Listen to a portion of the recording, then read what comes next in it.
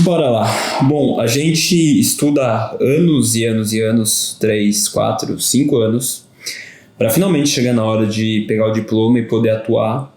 E aí vem a grande questão de qualquer profissional que está iniciando em alguma área. Pode ser engenheiro, arquiteto, design de interiores. E aquela pergunta, como eu consigo meu primeiro cliente?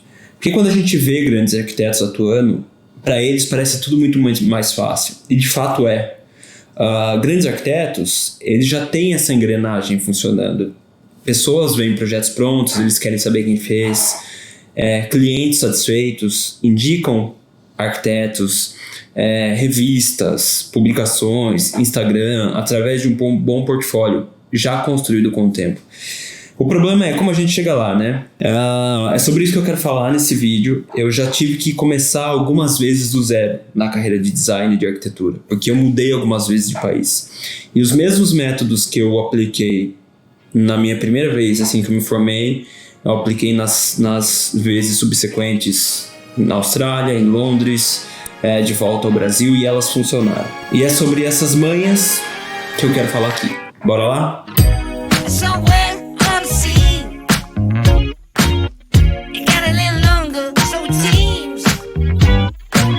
Bom, como eu disse, todos nós temos a mesma questão. Como conseguir os primeiros clientes para os primeiros projetos? Bom, como o canal é pequeno e provavelmente quem está chegando nesses vídeos não me conheça, eu sou arquiteto, designer de interiores, tenho uma empresa aqui no Brasil sobre isso, mas boa parte, para não dizer todos os meus trabalhos, são fora do Brasil.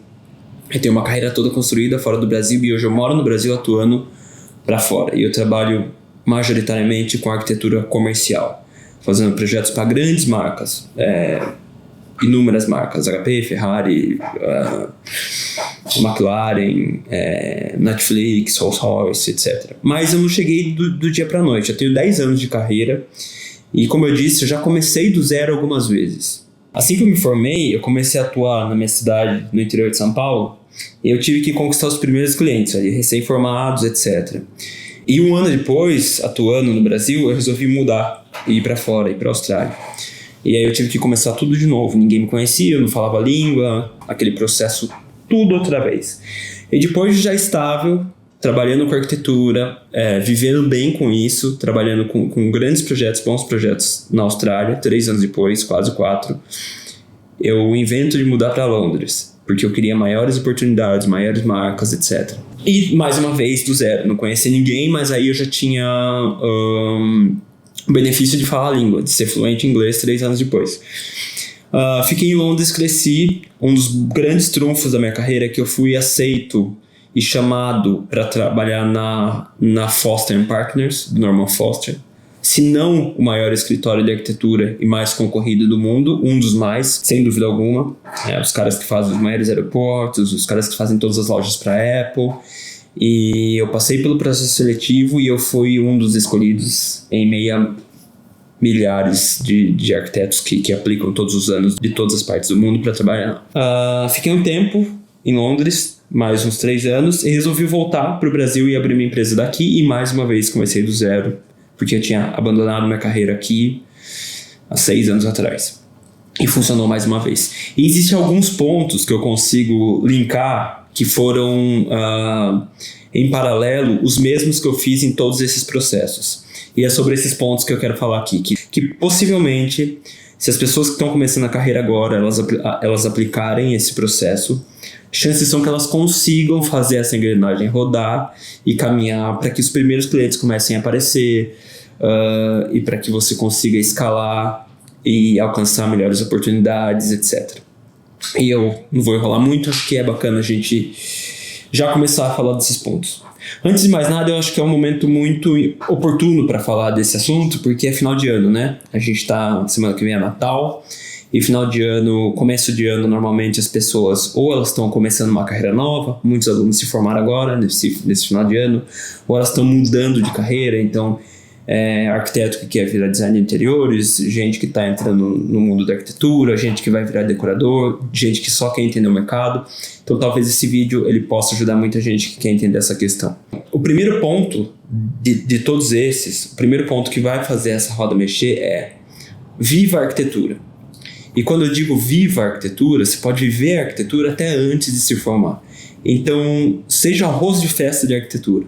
Vá em eventos de arquitetura, converse com arquitetos, faça projetos, poste projetos, leia revista, leia artigos, etc. Porque isso vai te dando bagagem. E aí você pode estar se perguntando, tá, mas tudo bem, eu ler, viver a arquitetura vai me trazer cliente? Não. Porém, você pega toda essa bagagem, você com as redes sociais hoje em dia, que são muito mais fortes do que quando eu comecei lá atrás, não tão lá atrás, 10 anos atrás, 9 anos atrás, você posta isso. E aí uma dica que eu tenho, particular e pequena, que pode fazer toda a diferença, eu vejo muita gente criando um perfil profissional, etc. Mas eu diria, posta no seu próprio Instagram. Se você você não tem um grande perfil no Instagram, no Facebook, tem lá seus 500 seguidores, 300, 800, 1000, essa galera tá acostumada a te ver por lá.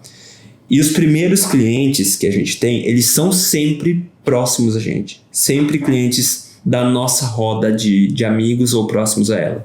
Sempre um tio, um amigo de um tio, o pai de um amigo, um parente, um conhecido do seu pai, da sua mãe, tio de um amigo, etc. E para essa galera entender que você é capaz de fazer projeto, entender que você está disposto a fazer projeto, etc., eles precisam ver você viver nesse mundo. Então, se eu vou me usar como exemplo, se eu me formo e eu posto um dia lá com o meu diploma na mão e nunca mais falo para ninguém sobre arquitetura, eles nunca vão lembrar de mim quando eles precisarem de um projeto. Agora, se você começa do dia para a noite, me formei, estou em eventos de arquitetura, estou assistindo palestras, estou fazendo projeto em casa, estou comentando algo que rolou na arquitetura, dando uma dica, etc., as pessoas começam a te ver como um arquiteto, como um profissional que vive, respira isso e que pode ter boas ideias para ajudar eles em relação a projetos. E por que eu digo que é legal fazer isso no perfil pessoal e não criar um perfil profissional? Porque as pessoas do perfil pessoal, essa rede, nem sempre têm interesse de ir lá e seguir, acompanhar uma vida profissional no perfil profissional, mas elas já estão acostumadas a ver um pouquinho da sua rotina, a ver um pouco da sua vida. E quando você começa devagar a alimentar suas redes pessoais com esse conteúdo, essas pessoas elas não vão normalmente parar de te seguir, elas vão assistir ali o que você está fazendo, etc. E você começa inconscientemente a ser lembrado, o arquiteto, olha que legal, etc. E isso automaticamente, quando alguém próximo a você, pai de um amigo, etc., quiser um projeto, eles vão lembrar de você. O seu amigo lá, eu vi que ele virou arquiteto, ele não quer fazer para mim. E é assim que a roda gira, é assim que a roda começa. Com o quarto de um amigo, com o escritório de uma tia. A gente precisa ter essa vivência para conseguir os primeiros clientes. E aí você faz um projeto, fotografa, posta o processo, pega depoimentos. E isso te traz, porque aí a tia do seu amigo, ela tem amigas que vão ver esse projeto. É um processo. Não é do dia para a noite que acontece. Mas para fechar essa primeira dica viva a arquitetura, de verdade. Leia, poste, fale, converse, com bom senso, né? Senão a gente fica chato e as pessoas vão parar de seguir mesmo. Esse primeiro ponto me leva a um segundo outro que fez diferença na minha vida, que faz diferença na minha vida ainda hoje, e que vai continuar fazendo diferença na minha vida, que é aprenda a fazer 3D. E aí você vai falar, mas eu não quero ser um artista 3D. Hoje eu sou um artista 3D. 70% dos projetos que eu faço sejam projetos 3D. Que eu entro com a estética, faço todo 3D, etc. Mas o projeto 3D, ele é muito importante para você criar portfólio. E o que eu digo com criar portfólio? Você não necessariamente precisa ter um projeto real para você ter um portfólio. Eu lembro que na faculdade eu comecei a brincar com 3D e melhorar nisso. E quando eu me formei eu já tinha alguns 6, 7, 8 projetos ali que eu fiz para estudo. Para testar estética, para testar modelagem, para testar render. E isso vai gerando portfólio. Porque se a gente esperar a nossa primeira casa, quando a gente se formou, sair esse projeto, ele ser executado, ele ficar pronto para você fotografar, muito tempo se passa. E você vai ter talvez 5, 10 boas fotos. E a gente sabe que no começo de carreira as chances são muito grandes que esse projeto ele não saia como a gente planejou. que o cliente mude, que o cliente às vezes não construa parte dele. E você nunca terá no seu portfólio um projeto exatamente como você idealizou. Porque, essencialmente, fazer projetos sim envolve... Meu cachorro está se mordendo. Javier. Essencialmente, fazer projetos sim envolve ir para a obra, entender da obra, mas fazer projetos diz muito sobre sua capacidade estética, de combinar elementos, de entender como funciona um projeto, entender o layout, como funciona a planta, usar bem os espaços. E para isso, nada melhor do que exercitar fazendo 3D. Faz a planta no CAD, levanta ou usa SketchUp. Eu sugiro até aprender uma ferramenta melhor de render, um render realista, para que você comece a ter vivência de projeto, entender o que funciona e o que não funciona. E mais, ter coisa para postar, ter projeto para postar e não ficar esperando só alguém te dar uma chance, sendo que você ainda nem tem portfólio. E esses portfólios, eles me ajudam, esses 3 dias, eles me ajudam durante toda a vida. Porque eu terminei um projeto, eu posso postar esse projeto, que normalmente demora 1 ano, 2 para ficar pronto. E eu ainda faço isso. E eu digo mais ainda, para afirmar mais ainda essa questão do 3D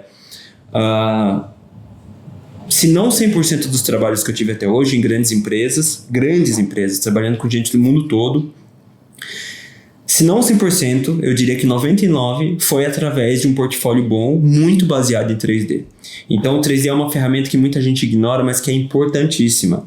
Então, foque em aprender 3D, exercite o 3D, e você vai ver a curva estética evolui muito rápido. 2 anos depois que você está fazendo projetos, 1 ano depois você vai falar, nossa, mas o que eu fiz lá no começo eu já nem gostava tanto, porque você está vivendo o 3D. E talvez um outro ponto, um bônus de aprender a fazer 3D é que você pode ser freelance para outros arquitetos.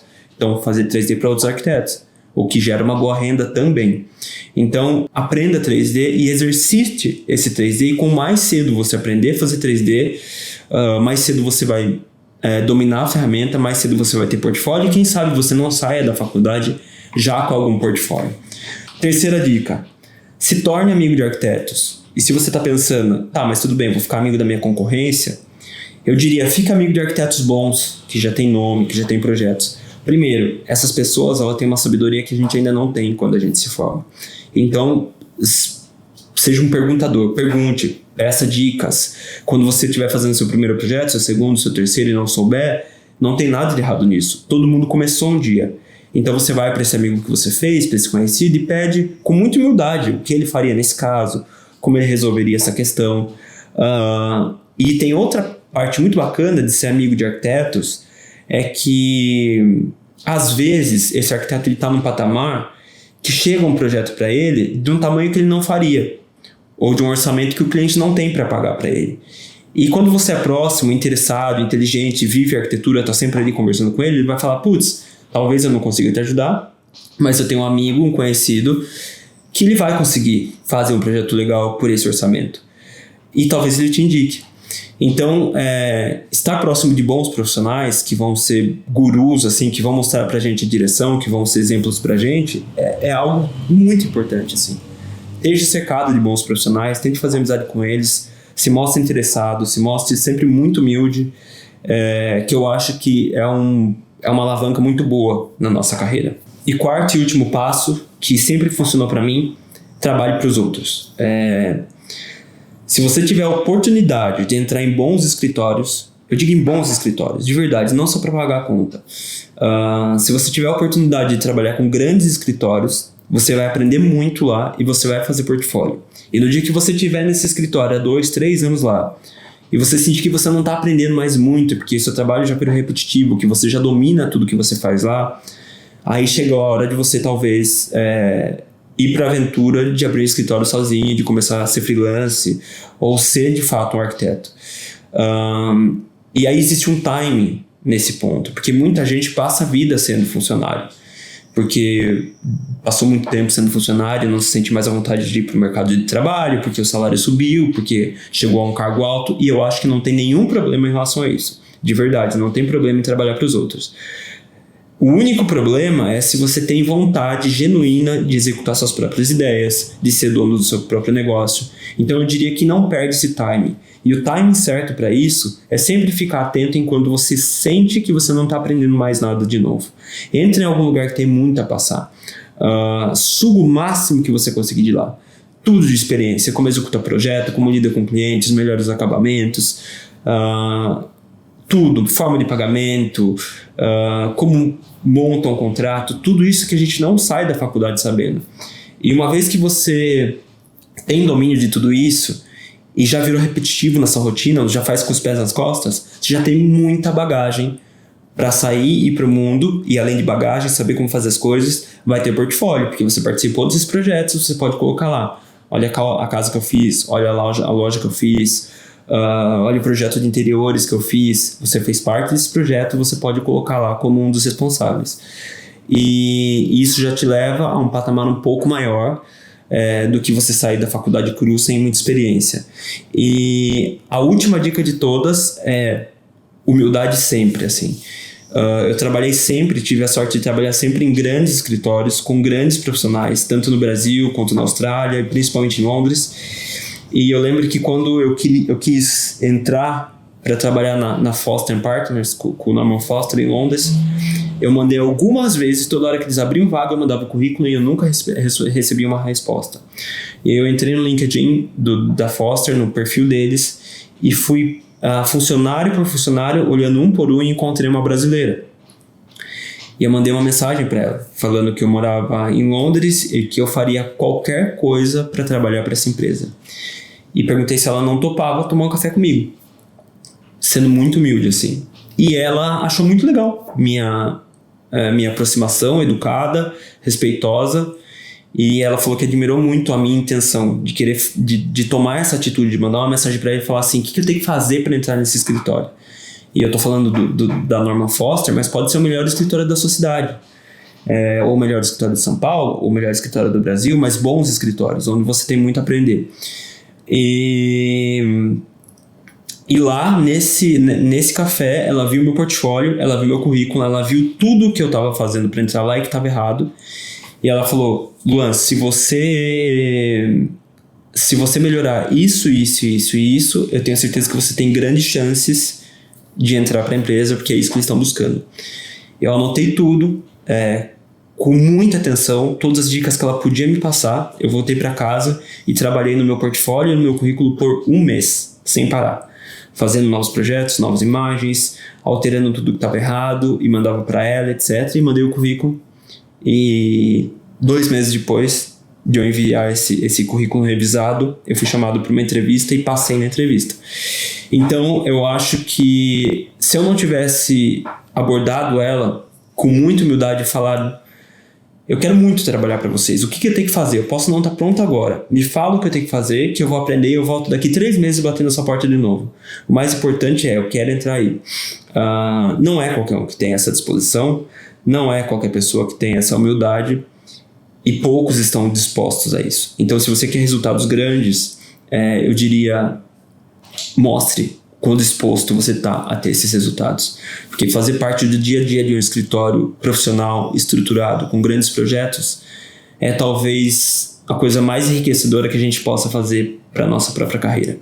E eu tenho certeza que se você aplicar esses passos, logo, logo você já está fazendo essa roda girar, essa engrenagem está encaixadinha e as coisas vão melhorando. Projetos melhores, portfólio melhor, melhores clientes, clientes melhores, projetos melhores, portfólio melhor. Mais dinheiro, mais oportunidade, mais espaço, mais notabilidade, mais tempo de carreira.